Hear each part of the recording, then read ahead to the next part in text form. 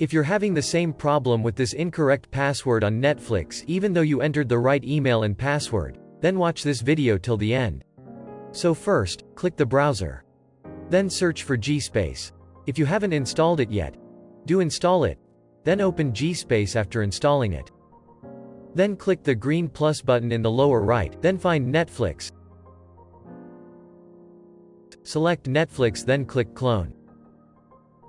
After that, go back to your home screen and go to Settings. Select Apps. Click Apps again. Search for Netflix. And select it. Click on Storage. Then Clear Data. After clearing the data, go back to your home screen. And go to Gspace again. Then click Netflix in your Gspace. Enter your email and password again. And voila! You can already access your Netflix account. Just a reminder to always go to Gspace first before watching shows in Netflix, because if you are just going to open Netflix directly on your home screen, then it will just show the same incorrect password issue. To avoid this issue, always go to Gspace first, then click Netflix to open your account easily. So that's all for today.